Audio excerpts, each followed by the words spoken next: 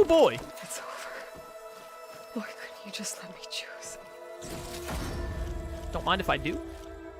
Instant burning chance, 4%. You'll love to see it. Is it over, though? Is there more? That felt pretty climactic final boss moment, especially on a Zenith end. Is this Tilda? Oh. You'll make sure she's dead!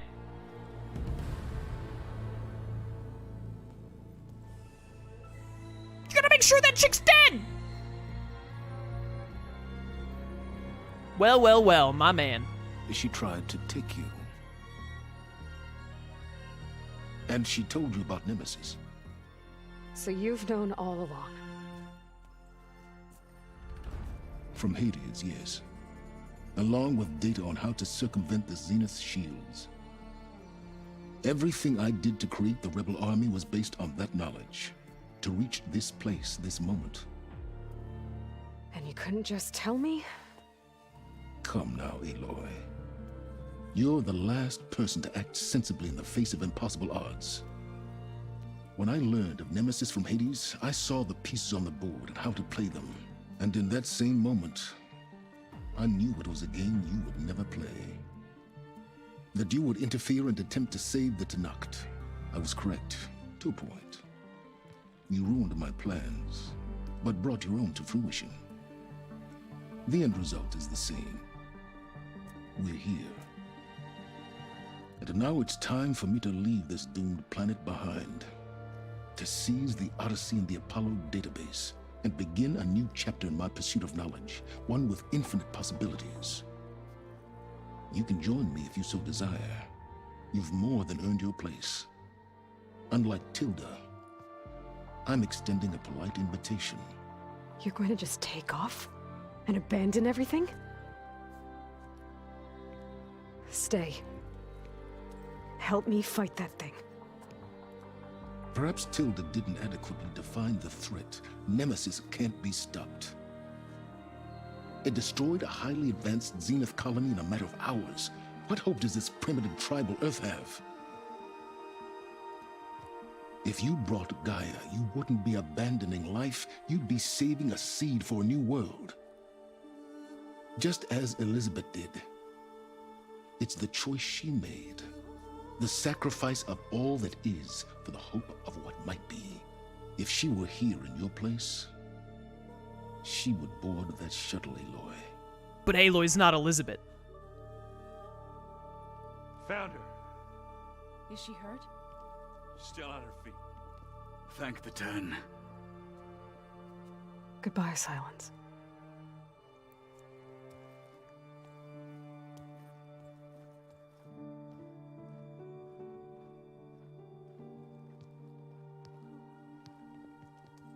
She looks okay. She looks victorious. As always. Aloy. You did it.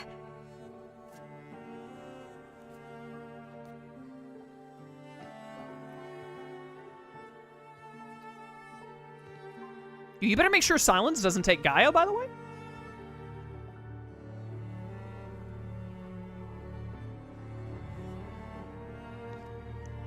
Hey, where's he going? As far away as anyone can go. Oh. Are you sure? Yo! You're staying. For a time. You people are going to need all of the help you can get. I love this!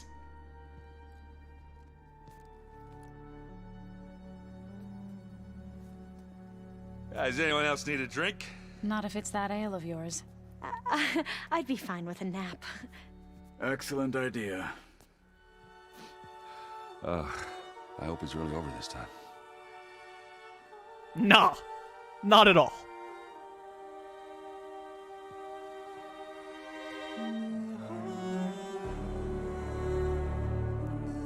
Yo, Silence was the easiest villain turn of all time. But they pulled him full-on anti-hero, and I am here for it. I am so here for it. I really thought he was gonna get in the ship and leave, but then come There's back. another battle ahead, Elizabeth. Sorry, I have to be quiet.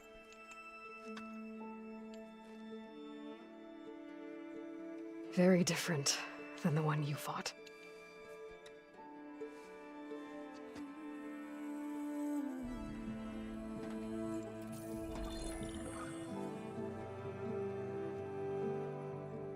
It's not about the distant hope of creating a new world. It's about preserving the one we have. My friends have a new mission. Just spread the word and ask for help. They've taken it in stride. I think it's because they've always known what I've only just started to understand. That the people of this world have the strength to fight any battle.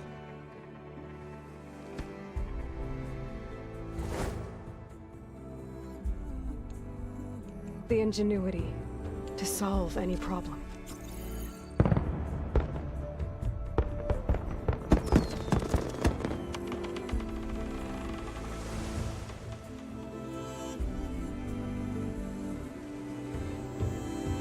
The courage to overcome any obstacle.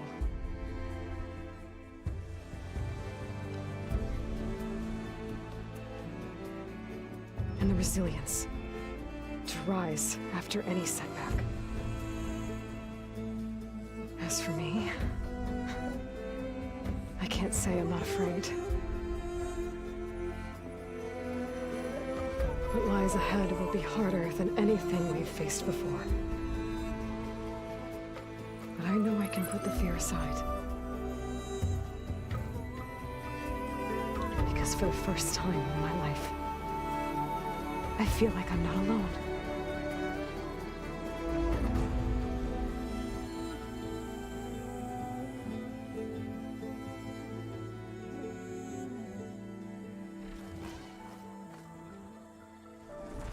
Oh, the Sunwing. Is this the credits?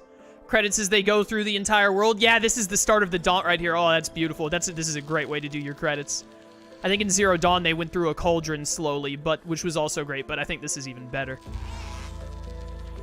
Oh man, how far we've come since the start of this game. Oh, it's crazy to think back on when Aloy first gets here and gets on the lift going down after talking to Avad and everyone back in Meridian. Oh man.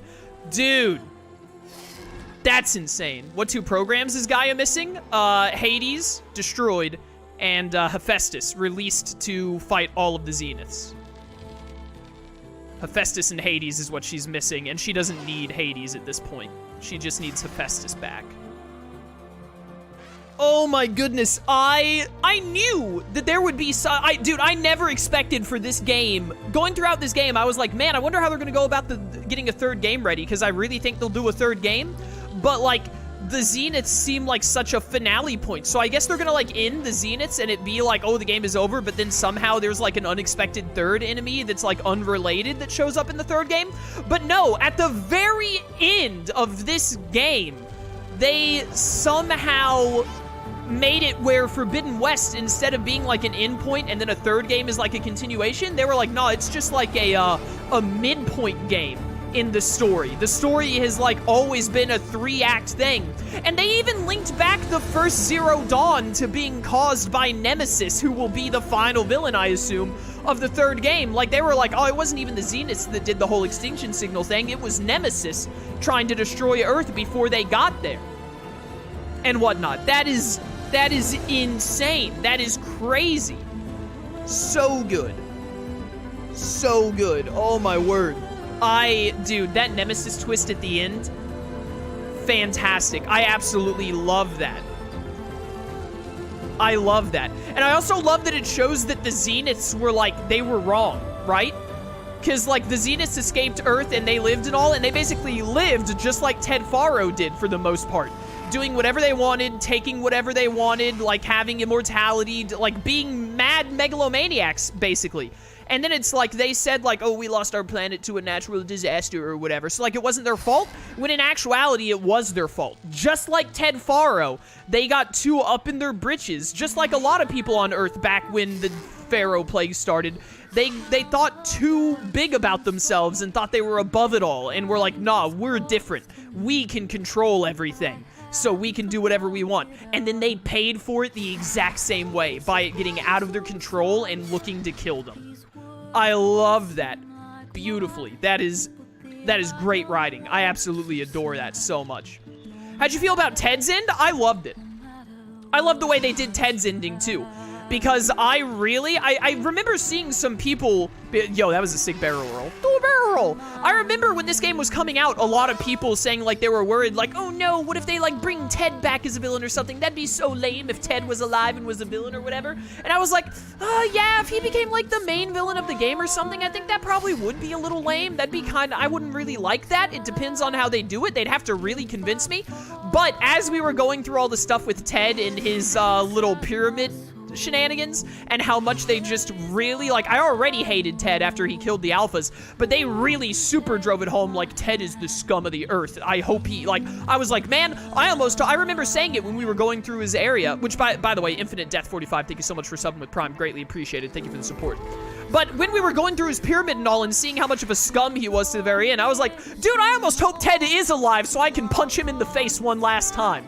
Like, I hope we get to make him suffer. He better not have died peacefully in his sleep or any of that nonsense. And then they were like, oh, he's alive, but he's a freak of nature who needed to, like, be burned to death.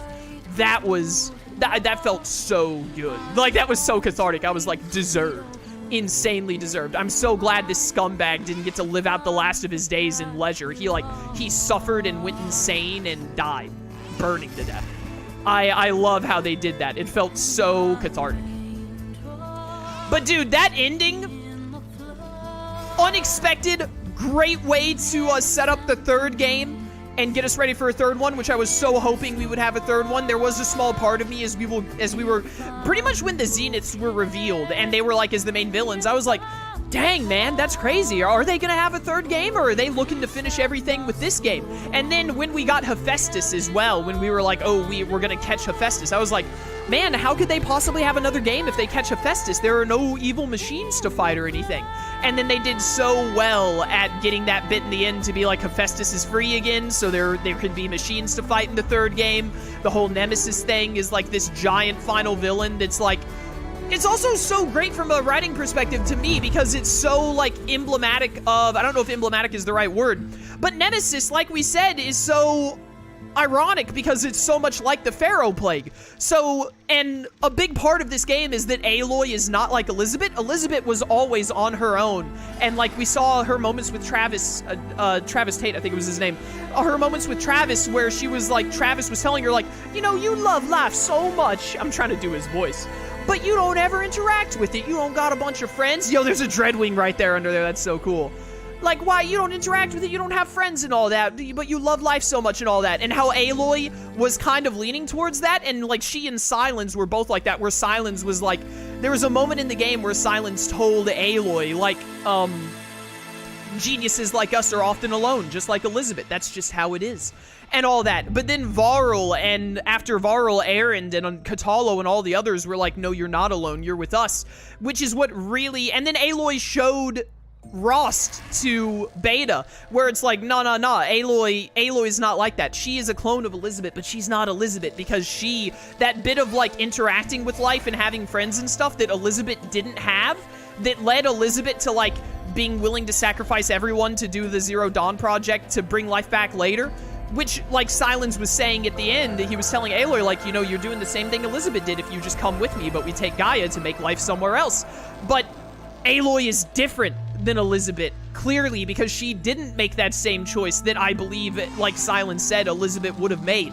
And Aloy not making that choice made Silence change his mind and stay behind as well, which actually blew me away. I was really, when he was walking up to that ship, I was like, Silence is gonna leave, but he's gonna thank on what Aloy did, and he's gonna come back to save us at some point in the third game to help us out. But I love it even more that he immediately was like, you know what? No, you've changed my mind. Clearly, you're different than Elizabeth and than me and everyone else, and so he's staying behind to help and all that. Dude, I'm like, that was great. I was a little worried going into the end of the game, being like, man, how are they going to wrap this up and leave it open for a third game? Because I really think they're going to make a third game. I hope they do it in a good and satisfying way. And they just, like, they nailed it. Dude, the people who wrote this game, the writers for this game, I should have been looking out for their credits in here. Storyboarding, that's probably a big part of the writing team. You two, geniuses. That's just, man, that was so well done. I feel like they did that final mission perfectly, honestly. I really don't think there's anything else they could have possibly done better. I absolutely adore that, and I am so, just like at the end of Zero Dawn, where it had Silence at the end of picking up Hades, and I was like, dude, I'm so hyped for the next game. I'm super hyped for this one. I hope we don't have to wait 5 years again. Oh, man. I like, if it takes them 5 years to make the next game, then it takes them 5 years. That was, Zero Dawn was 2017. This game was gonna be 2021, but it got pushed back to 22. You know, what can you do with the pandemic and all? So it was like 4 to 5-ish years in between, really.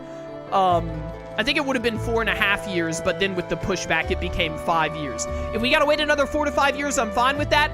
I'd really love it if we could get the next game in like 3-ish years, maybe, like 2025, maybe even 2024. 2024 is asking too much, but like a 3-year wait would be way more in my wheelhouse. I'm sure we'll get some DLC either at the end of this year or the start of next year. I very much look forward to that. But dude, I'm so hyped for where they're gonna take this game for the third series. I cannot wait. I really, like, this game, about as close as to a 10 out of 10 as you can get. I've always been the kind of person to say, like, nothing's really a 10 out of 10. You're always gonna have some kind of flaw because nothing's perfect, etc., etc. Like other of my favorite games, this feels very great. Like, it's about as close to as perfect as you can get. I'll just really quickly get my only minor complaints about the game out of the way. The game does have a bug here and there, sometimes a visual hiccup or whatnot, but it is also a massive scale game. Like, the amount of detail and work that went into this game, like, you expect to have a mix-up here and there, especially with how open world it is, and most of the small hiccups and glitches here and there usually don't have much of an effect on the overall game. It's normally fine, doesn't cause a big issue, so minor gripe, but it's kind of to be expected with games nowadays, especially ones as large scale as this. So I understand, and none of the glitches or anything ever really, like, were major issues that were, like, made me really, really frustrated. They were just super minor and easy to gloss over. So just a very minor complaint, doesn't really matter all that much. My only big complaints with the game, I don't like the final matches of the arena where they force you to play a certain way to do fights. Like, there was only one arena match that we didn't do in the playthrough because it really was not fun to me, and it was mostly not fun to me because I couldn't choose how to do my combat in it. The only other thing I really hated was the enduring.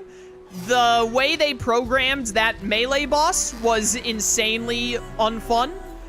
The other human bosses, the Acero one was a little annoying, but not majorly so. But the fight with Regala and the fight with Eric both went perfectly fine because I was able to use my weapons during it. The enduring fight was infuriating because I could only use melee, but the enduring would still use a bunch of arrows. I think I got really close to winning that on hard difficulty because, as we saw, I ended up switching it to easy difficulty to do it, to get the trophy. But I got close to winning that on hard difficulty twice, and then I lost because the enduring started spamming arrows, which I wasn't allowed to do, which is very, very dumb. So, you know. Those are my only real complaints about the game. I don't really have any other complaints. I might have a minor nitpick here and there, but nothing major that stands out that I can really... Nothing major enough for me to remember it right now to say, like, oh, I hated this.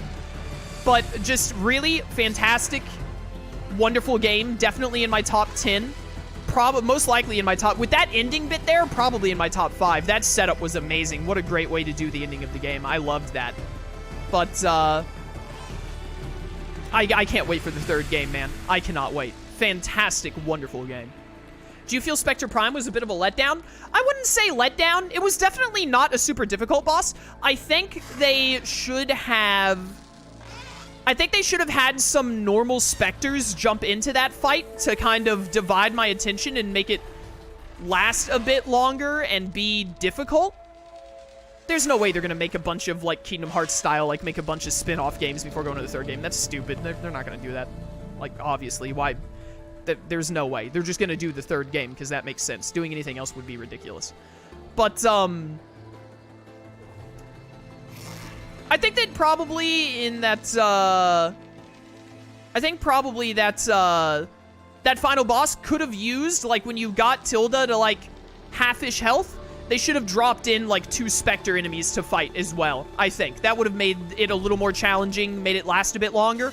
That's really the only thing I think they could have done differently, but I wouldn't say it was a letdown. It was a little easy of a boss, but I think it was very thematic and fit very well, and it looked really awesome. But, yeah, they could have bumped that up a little bit, I think. But overall, I wouldn't say let down. Could it have been better? Yes, I think the final boss could have been a little better. Either with a second phase where the Spectre went insane or something, or, Also, yeah, explosive spikes are OP as heck, so maybe if I hadn't used explosive spikes, it wouldn't have been as big of a deal. I really think if they just dropped 2 normal Spectres in the middle of that fight, it would have been fine. Because the final boss of Zero Dawn, I also felt was, like, not overly difficult. Because it was just a Deathbringer, but stronger, right? But when you fight that Deathbringer in the final fight of Zero Dawn, they drop in a bunch of other machines that take away your attention and make it take a bit more work, right? I think they should have done the same thing in that final fight. They should have dropped in some normal Spectres to up the difficulty a little bit mid-fight. So, could have been better, for sure. A letdown? No, I don't really think so. I mean, honestly, at the point, like, getting to the end of that main mission after you kill Eric and all, and like, you already have all the amazing fights of, like, Slaughter Spines and Apex enemies and Dreadwings, etc. You don't really need some insanely more bombastic than every other machine in the world fight. You just kind of need, like, not necessarily a victory lap, but a sort of, like, a finisher. Like, a wrap-up kind of deal, I feel like. I care more that they put more focus on the more difficult fights and, like, the big challenges being the Apex machines that stalk around, like the Apex Slaughter Spines, Apex Fireclaws, etc., etc. And also, again, the, like, I'm sure in the next game, if they still have explosive spikes, they're gonna nerf them, just like they nerfed rope casters going into this game. Which is totally fair.